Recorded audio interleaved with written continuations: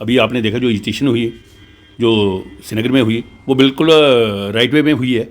क्योंकि आप देख रहे हो कि जनरल कैटेगरी को दिन ब दिन डिक्रीज़ किया जा रहा है, जिसमें तमाम एमएलएज को, चाहे मंत्रीज़ को भी इस बारे में बात करनी चाहिए थी, चाहे वो किसी भी कैटेगरी का है, चाहे एसटी कैटेगरी का है, एससी कैटेगरी का है, इस पर बात करनी चाहिए थी। जैसा आप देख लीजिए, अगर एससी कैटेगरी वालों को ये बेनिफिट दे रहे हैं, एसटी कैटेगरी वालों को ये बेनिफिट दे रहे हैं, तो उसी एरियाज़ में जनरल कैटेगरी वाला भी रह रहा है, तो जनरल कैटेगरी वाले को क्या दे रहे हैं?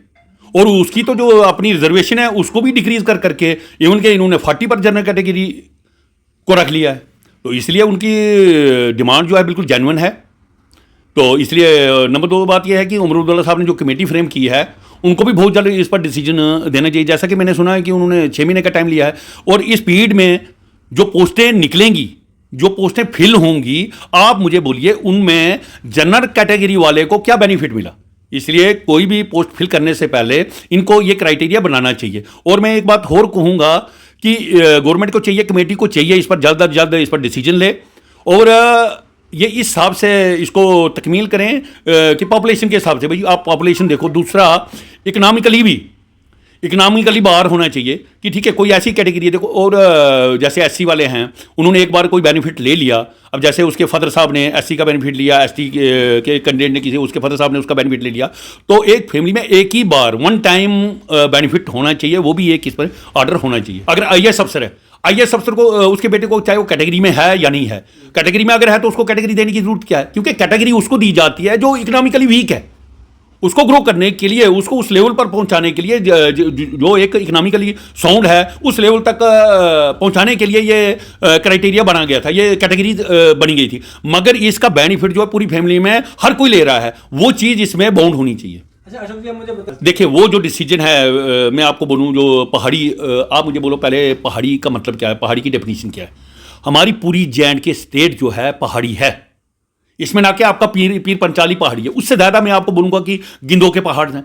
आप देखिए, गिंदो को छोड़कर डिस्ट्रिक्ट डोडा को, रेस्ट वाइज डिस्ट्रिक्ट डोडा, बनहाल में देखिए आप कितने कितने बड़े पहाड़ हैं, क्या वो पहाड़ी नहीं है? इनको ये डिसीजन, यही तो मैं बोल रहा हूँ कि हमारी जे&के जो है ना, एक टेस्टिंग लैब बन गई है। इधर तो जिसको जो चाहिए, जो भी पावर में आ रहा है, वो अपनी मर्जी से काम कर रहा है। जैसे उमर अब्दुल्ला साहब हमारे सीएम बने, लोगों की काफ़ी उम्मीदें हैं उनसे, मगर ये डिसीजन इनका, ये मैं नहीं समझता हूँ कि ये इन्होंने ठीक ले लिया कि नहीं जी, कमेटी फ्रेम की और 6 महीने के अंदर वो रिपोर्ट दे दी। भाई 6 महीने के अंदर क्यों?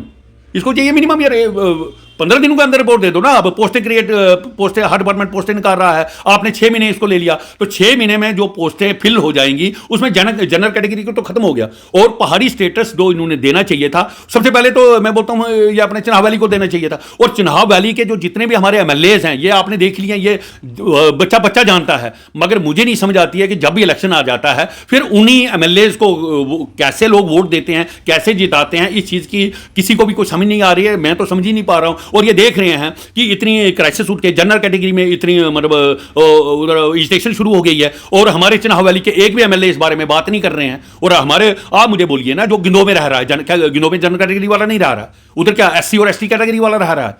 अगर एससी को अदर बैकवर्ड क्लास को ये बेनिफिट दे रहे हैं, तो जनरल कैटेगरी वाले के बेनिफिट्स कहाँ हैं? और इनको बोलना चाहिए। मगर ये सिर्फ क्या है, ये सिर्फ अपने लिए। जितने भी मैं बोलूंगा हमारे जम्मू रीजन के एमएलएज हैं, जम्मू प्राउंस के जितने भी एमएलएज हैं बने हुए हैं इस वक्त, वो सिर्फ और सिर्फ अपना जाती मुफाद देख रहे हैं।